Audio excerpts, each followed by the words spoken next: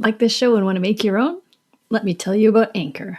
It's free, and they have creation tools that allow you to record and edit your podcast right from your phone or computer. And now you can even add any song from Spotify directly to your episodes. The possibilities are endless for what you can create, whether it's music analysis, your own radio show, or something the world's never heard before. Anchor will distribute your podcast for you so it can be heard on Spotify, Apple Podcasts, and many more.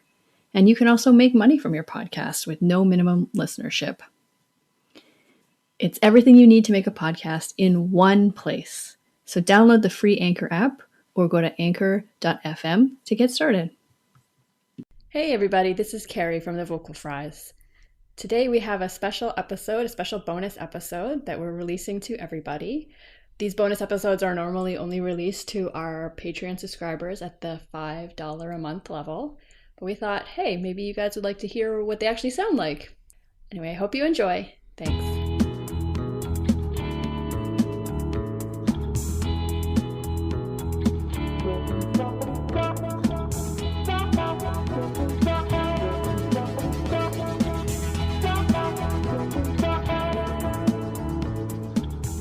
Hello. Hello. Welcome to our 6th bonus episode. Yeah. So that means it's June, but it also means next month is our 1-year anniversary. It's true. That is kind of exciting. Yeah. I'm not sure what we're going to do about it. We should do something. We should do a special episode and a special bonus. This bonus is a doozy because we have lots of things to talk about. Well, I mean, if people would stop being assholes. Which one should we begin with? Let's go into Koko. Okay, yeah. So Koko is probably the most famous gorilla on the planet. Died recently, like a couple days ago. Yeah. Which is sad, and she was, by all accounts, a very intelligent creature. Right. And learned, I don't know, 1,000 signs from American Sign Language? Modified signs. Well, I mean, of course, they'd have to be modified. She's got different hands than humans do. Yeah. But that part's fine. But what was problematic is that people kept saying that she had mastered American Sign Language or even knew sign language, neither of which is really true. Right. She knew a lot of signs, modified signs, but still, she knew a lot of signs, but she couldn't really sign like a signing human would sign. Yeah. And you know what? I think people aren't actually trying to be an asshole here. No, they're not. This is just not understanding the situation, I think. Because, like, I wouldn't be like, even though I think my dog is a genius, I wouldn't be like, my dog knows English, right? Like, my dog hasn't mastered English, right? Right. That's what I wouldn't say. Right. And I don't think anyone would say that. People have made claims about dogs knowing language, though, and knowing English. Right. I mean... But they don't say master. Exactly. So that's... Because, like, don't get me started. I'm pretty sure that I got my dog to understand a ditransitive sentence. Which is, cool. Yeah, no, I would never say... We don't say that dogs master language and spoken language, right? So I think it's just that people don't understand sign. Right. It's not malicious. Right. I don't think it's malicious. I think there's at least 2 different things going on. One, they want to give animals credit for being smarter than we thought they were, which we should. Yeah. Animals are a lot smarter than humans have ever given them credit for. And, we used to say things like humans are the only ones who use tools. Well, that's been long debunked. Birds, like, yeah, crows. Crows use tools. All kinds of animals use tools. Or that they're, only humans have culture. Well, no, chimpanzees have culture. Right. The only thing really left is language. And I think people really want to give animals more credit. They want to say animals have language. They have communication systems, but I would say at least if they have language, it's very different from our language. So I think there's that. It's a misunderstanding about what language is as well, right? Yeah. Like, what counts as language? People just want to be like, oh, vocabulary is language. Like, if you know all these vocabulary items, that's good enough. But that is clearly, at best, half of the story about what language is. Well, that's kind of like what one of our episodes this month is about, too. We kind of touch on that. The vocabulary is not the only thing. that counts as language, right? Right. I mean, yes, I think we've talked about it before as well. I mean, it just keeps coming up because vocabulary is not everything. It can't be, or it'll be really easy to learn another language. Well, and someone who works with infant language, it's the same thing where they understand so much more than we thought they did. So there's a similarity between animals and infants, which is terrible to compare. I mean, well, let's not forget humans are animals. We are all animals. I mean, comparing infants to dogs and crows, but yeah, no, it is a misunderstanding about languages, and just kind of a maybe forgetting that sign is language, the same way that speech is language. So yes, and so actually I think that's three things. So for one, we want to give animals more credit. Two, people don't really understand what language is, and three, they think signing is different from spoken language. And I guess in some ways it is, because we're using a different modality, like we're using our hands and our face and our body rather than our vocal tract. But other than that, it's got basically the same properties. Mm-hmm. So just being able to, it would be like saying apple, want. Right. And like, it's calling that language, what she did. Right, that's what Koko did. Yeah. Yeah. So you're accidentally being assholes if you're saying that she mastered sign language. And it feels like so awful to talk about this when she just died, but I know. I mean yeah, let's remember humans that sign that have the exact same language abilities that we do in speech, you know. Well, yeah. Besides modality. Yes. And anyway, I mean, let me just say that Koko, there was some sort of exhibit when I was very young at the Arizona Science Center, and they were talking about Koko, and Koko just really opened the door to language for me as a little budding linguist. So Koko means a lot to me. So I'm not shitting on Koko. Right. It's just the context, what was surrounding it. So yeah, I mean, she just seemed like a really cool gorilla. She wanted a pet, and they gave her a kitten. I mean, how adorable is that? And she was friends with Robin Williams. And Mr. Rogers too, right? Yeah. I mean, if those people like you, then exactly. You got it made. Yeah, exactly. Okay, so you're gonna teach me some things. Which one do you want to be taught first? Talk to me about Love Island. Okay. So Love Island has been all over Twitter recently, and I was like, what is this? And then someone tagged us this morning about it, and so that forced me to learn about it. And I'm just like, So once again, we have linguistic discrimination. In this case, it's in the UK. So there's a bunch of adults on an island, I guess. I don't know if it's a dating show. I really don't know. I can't tell from this article. It has to be. It's called Love Island, right? Sure. It must be. Yeah, you're right. So I wasn't just making that up. Yes, obviously from the title. Okay. So anyway, there's a bunch of people on this island, and apparently people are complaining about some of the people on the island. So Haley is from Liverpool, and, you know, I guess the most famous Liverpudlians are the Beatles. Yeah.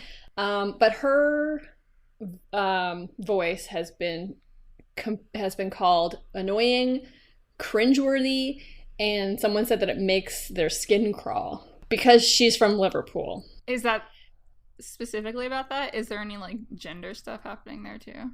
Probably, but she's not the only woman, so. True. Okay. Yeah. And one viewer asked, this is all on Twitter, what level of education does this girl have? Because it's so difficult listening to her speak. You can't see my face right now, but I'm like, I'm giving myself wrinkles with my scrunchedness. So there's a Niall from Coventry was also criticized for being annoying. And Good Morning Britain's Piers Morgan. Like, yes, Piers Morgan apparently went back to the UK and is back to annoying them as opposed to annoying us. Anyway, Piers Morgan said that Niall's biggest crime was his use of the word like. Oy. And he demanded the clip of him saying like be played over and over again. This is Niall, like. But, like, I didn't actually, like, say to her, like, before she went, like, anything. Like, I didn't say, like... So there you have it. Oh, Six likes. No, can we have that again, please? 6 likes in Please. 5 seconds. This is why we should be proud of our country, according to The Sun.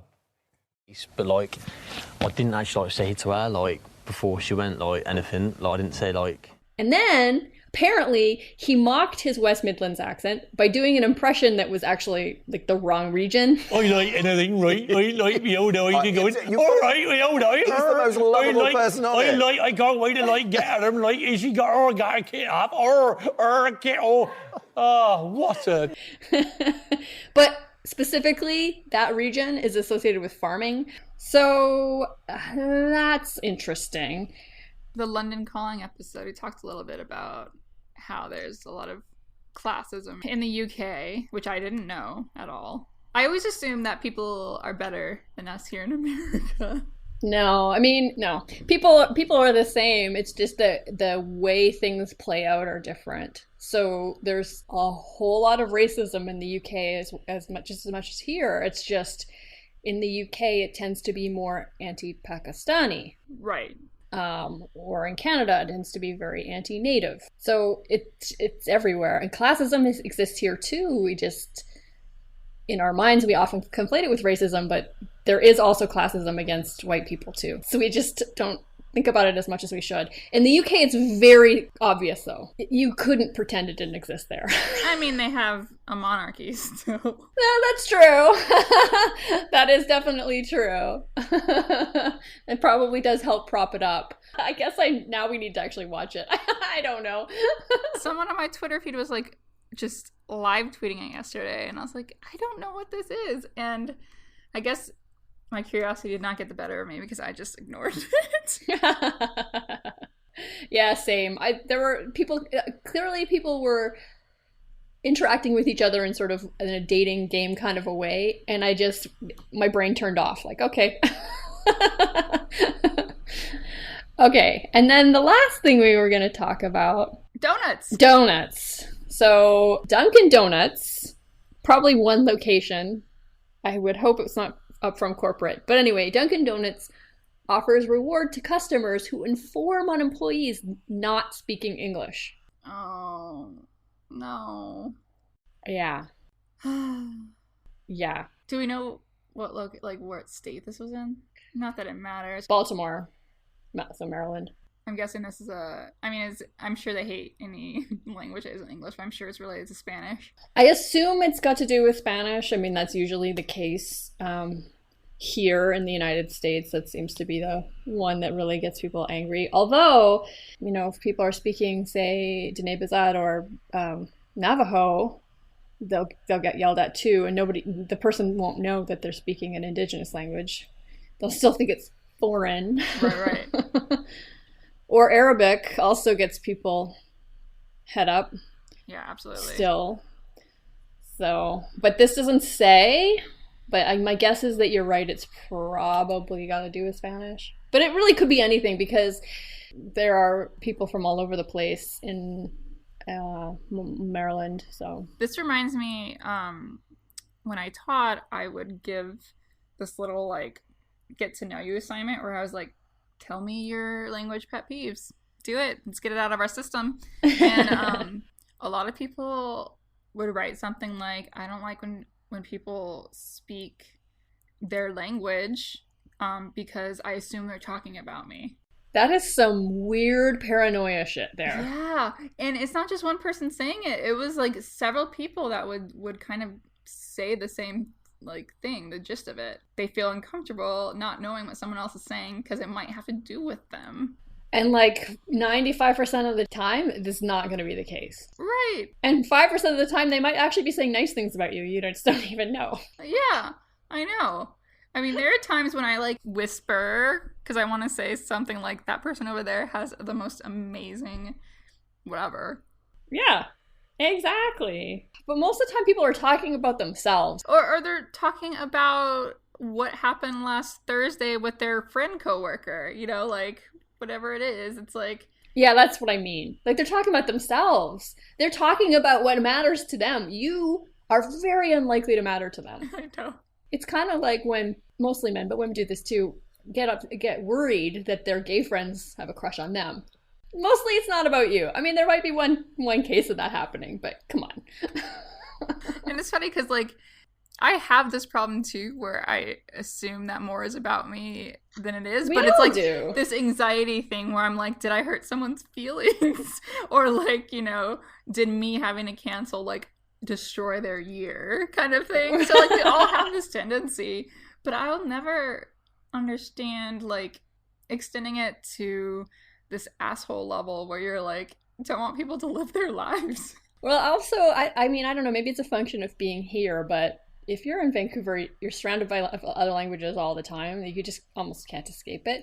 And so, like, either you get over that paranoia or you're just, like, constantly anxious all the time. And yeah, it just doesn't make any sense to me. Also, if you listen to the person's conversation, I guarantee at least some English word will slip out at some point, and it'll be something like that it will give away the context of the conversation, and it won't be about you. So yeah, that's some racist shit. Yes, it's xenophobic bullshit, and it's very troubling.